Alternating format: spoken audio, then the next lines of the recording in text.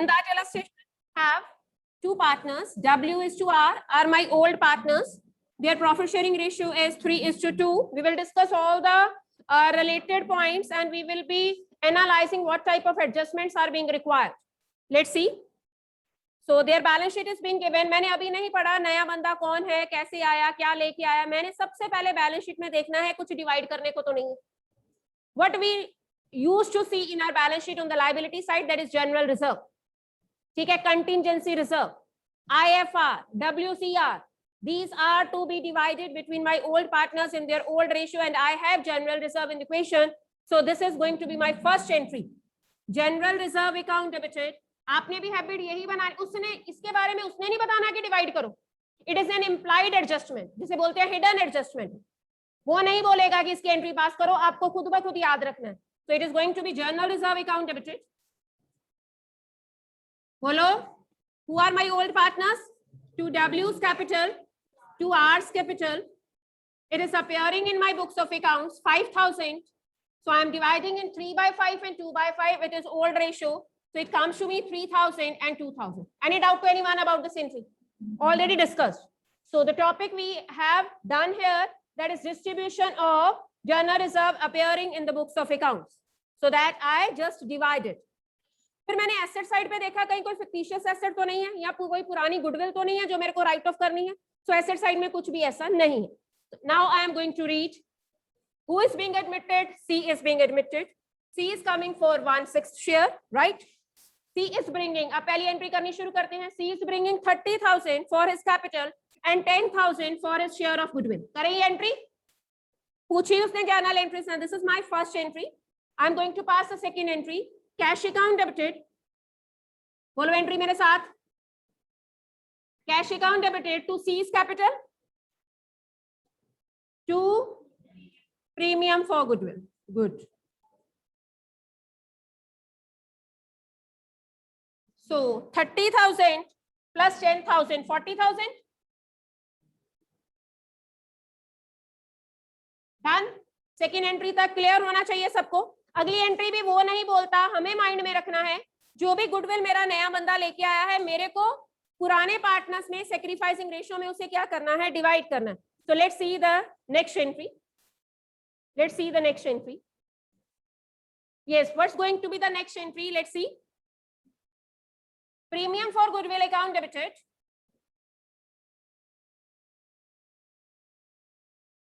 To W's capital, to R's capital. सारा question पढ़ लो, कहीं पे नई रेशियो तो नहीं दे रखी क्योंकि मेरे को सेक्रीफाइसिंग निकालनी है. If he will mention anything about the new ratio, then only I will be calculating it. Otherwise, I will assume that old ratio is going to be same as of sacrificing ratio. कुछ नहीं लिखा भाई. Done. चलिए जी third entry करवाइए फिर. Premium for goodwill account debited.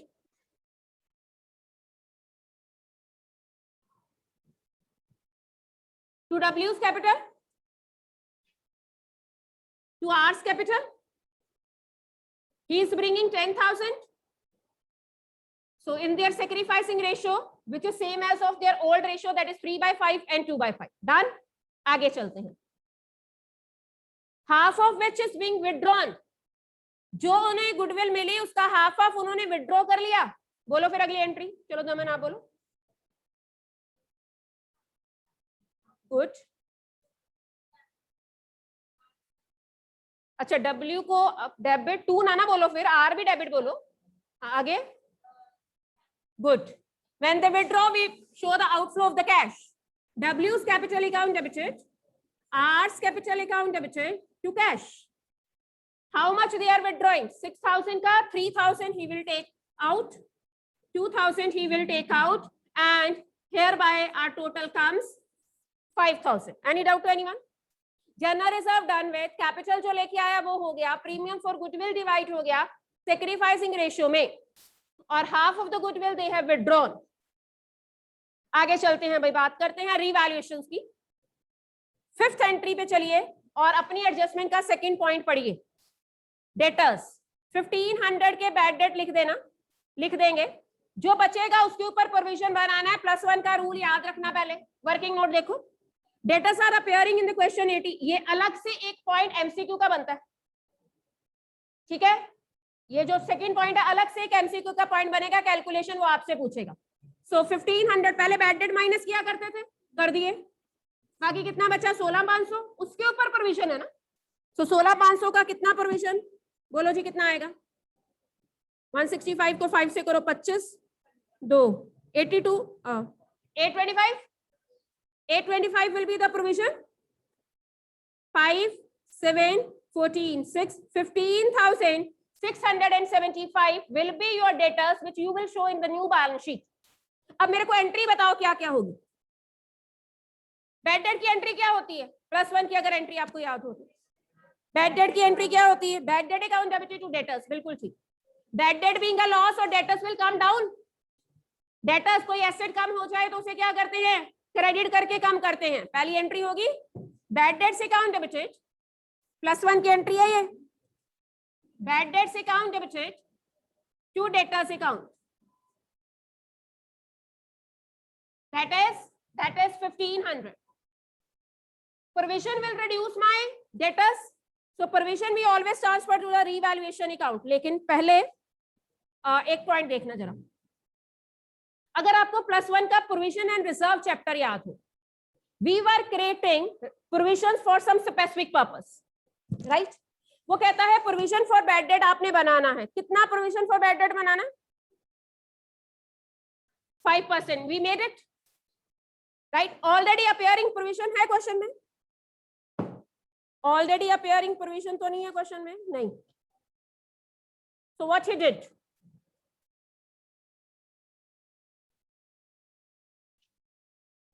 $825 he minus किया ना, कहां पे है, yes yes this I was searching for.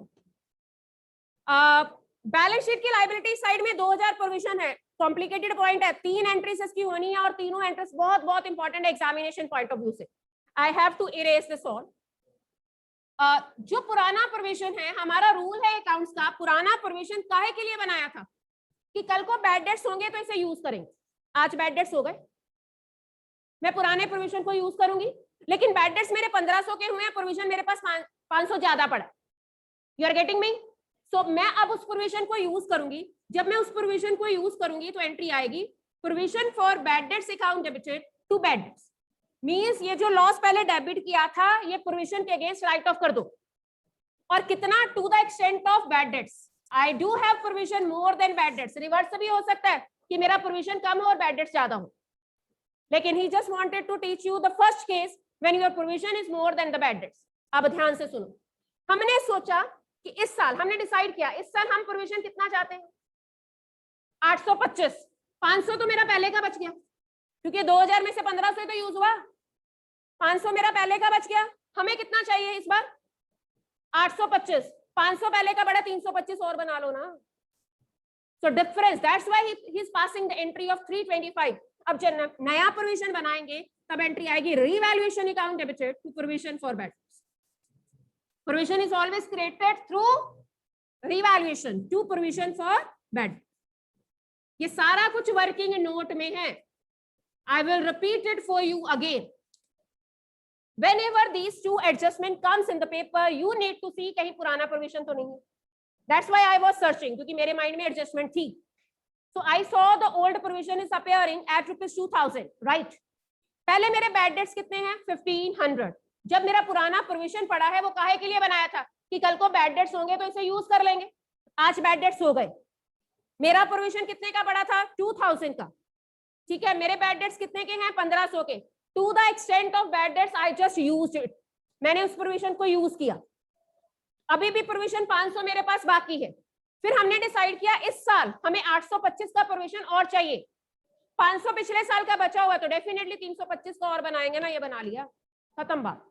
3 entries के बिना कंप्लीट नहीं होना point.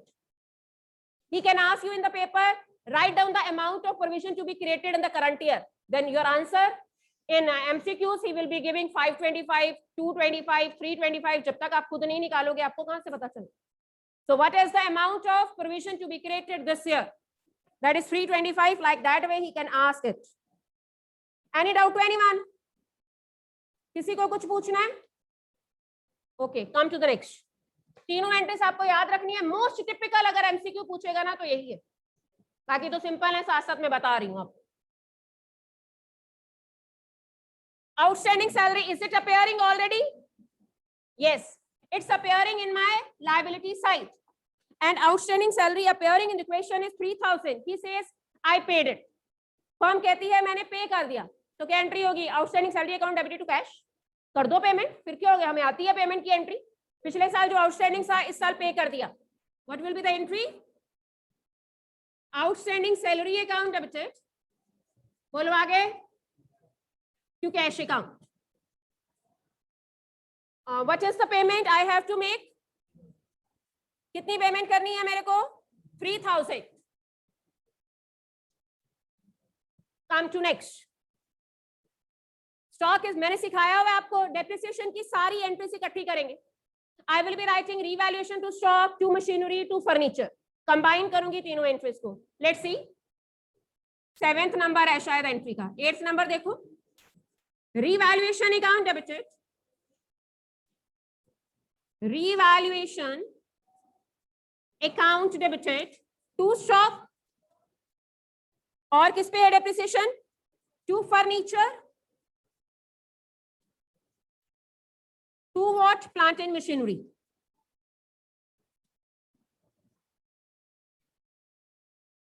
Let's check the amount. Stock के ऊपर कहता 10% डेप्रिसिएशन लगाना, बता कितनी डेप्रिसिएशन लगेगी? अमाउंट वाइज कैलकुलेट करके बता जल्दी से। क्वेश्चन कौन सा है? वो पेज ही नहीं खोला हुआ। अब बताओ, चलो बताओ। I am waiting waiting waiting, बोलो। स्टॉक पे कितनी डेप्रिसिएशन लगेगी? Daman is going to tell us. हाँ, 10% लिख के करना ना कैलकुलेट। अच्छी बात है, +2 का बच्चा। गुड। 20,000 ऑलरेडी हमारे पास है, उसका 10% कैलकुलेट किया, 2,000 टू स्टॉक, 2,000। फर्नीचर खुद ही कहता है रिड्यूस कर देना 500 से। प्लांट एंड मशीनरी 8%, 40,000 का 8%, 3,200। डन। फटाफट कैलकुलेशन करनी। पेज नंबर अभी तक पूछा नहीं गया, बोला था दोनों ने इकट्ठे नहीं बैठना। One of you will come forward in the same line, come forward, Hari आप। 5,700 done. Come to next. Investment already books में नहीं है, कहता है investment of ₹2,500 not mention in the balance sheet were to be taken into account. चलो Prabhnoor, unrecorded asset है, कैसे record करना है? ऑलरेडी बुक्स ऑफ अकाउंट्स में नहीं है, कहता अब डालो बुक्स ऑफ अकाउंट्स में। Prabhnoor will tell the entry. बिल्कुल ठीक है। Investment account debited to revaluation, asset को बढ़ाना है, मींस एसेट पहले 0 है, उसको 2,500 रुपए पे लेके आना है, मींस डेबिट करके ही लेके आना है। क्या एंट्री बनेगी? 9th। Investment account debited to revaluation account,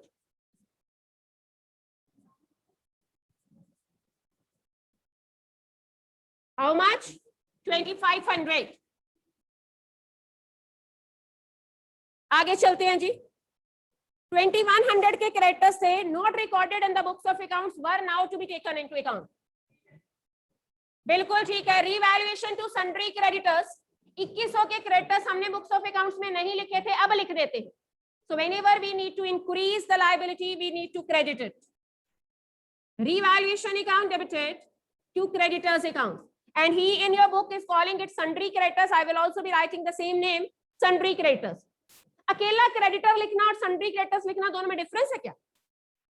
अकेला क्रेडिटर लिखना और सन्ड्री क्रेडिटर्स लिखना दोनों में डिफरेंस है? Is there any difference between the terminology?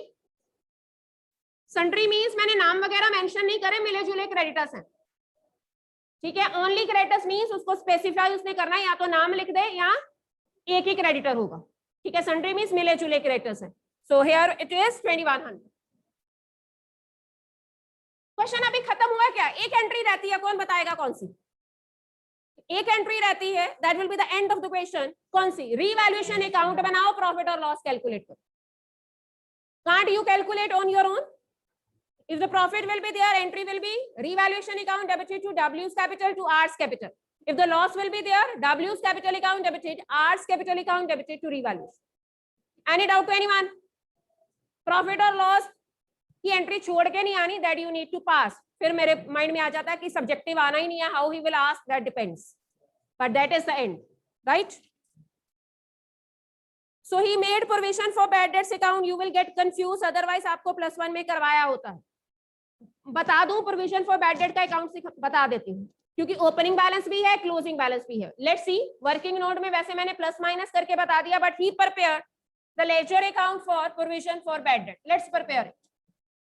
+1 में सिखाया होता है आपको, 4 चीजें आती हैं, 3 items will be given in the question, 4th will be the balancing figure. Means जो मैंने प्लस माइनस करके सिखाया है वो उसने अकाउंट की हेल्प से बैलेंसिंग फिगर निकाली। तो let's see, this is provision for bad debt account.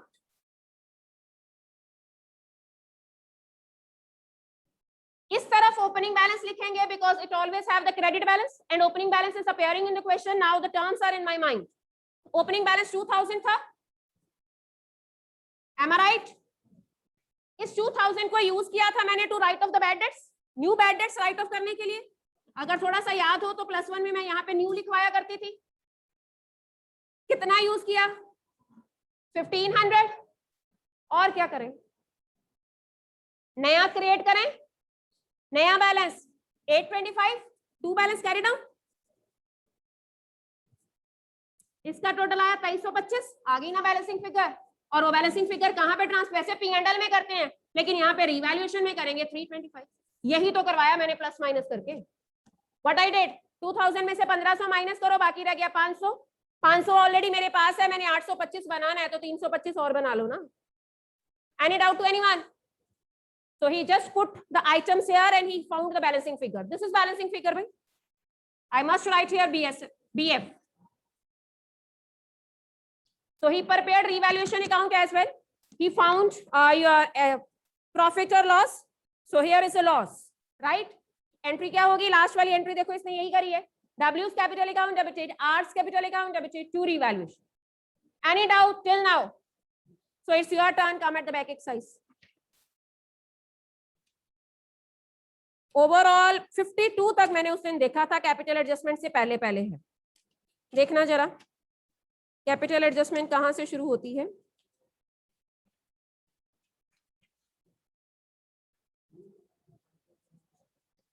हाँ जी, सो आई एम राइट, 52 तक करना है हमने। 53rd ऑनवर्ड नहीं करना because capital adjustment has been deleted from our syllabus, right? Last adjustment हमारे सिलेबस में नहीं है। Only 4 adjustments from this chapter is a part. Her chapter में से कैपिटल एडजस्टमेंट डिलीटेड है। रिटायरमेंट एक्ट में भी कैपिटल एडजस्टमेंट नहीं है, चेंज इन प्रॉफिट शेयरिंग में भी नहीं है, इस चैप्टर में भी नहीं। सो आपने सिर्फ करना है सैक्रिफाइसिंग रेशियो, आपने करना है ट्रीटमेंट ऑफ गुडविल, आपने करना है distribution of reserves and surpluses and fictitious, ठीक है, एंड प्रिपरेशन ऑफ रिवैल्यूएशन। बिल्कुल ठीक, डन। बाकी सारा कुछ आप कर सकते हैं, लेकिन कैपिटल एडजस्टमेंट का पार्ट आप बीच में से छोड़ देंगे, बाकी सारी चीजें तो कर सकते हैं। तो फिर कैपिटल अकाउंट का आंसर आपका मैच नहीं करेगा क्योंकि वो टॉपिक आपको आता ही नहीं है। Revaluation account you can prepare, journal entries की आप प्रैक्टिस कर सकते हैं उसमें से। क्वेश्चन भी सारे नहीं है, क्वेश्चन कहां तक है let me tell you. Back exercise वही टिपिकल हुआ करता था, टॉपिक वही डिलीट कर दिया। 8 नंबर में कभी क्वेश्चन आया करता था with adjustment.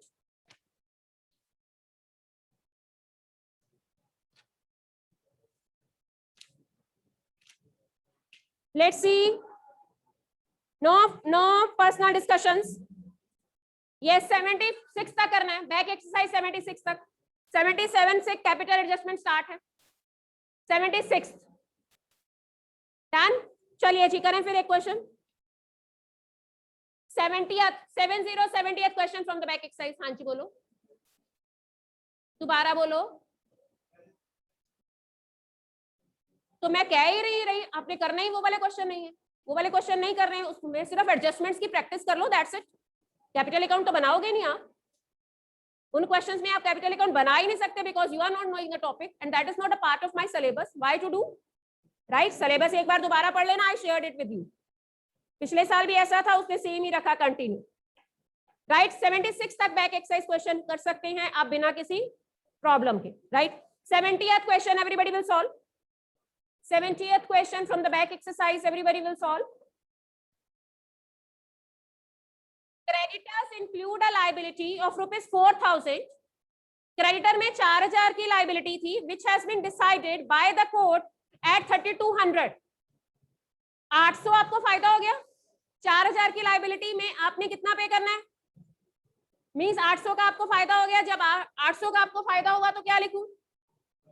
Creditors account debited to revaluation by creditors 800. आगे चलते हैं जी.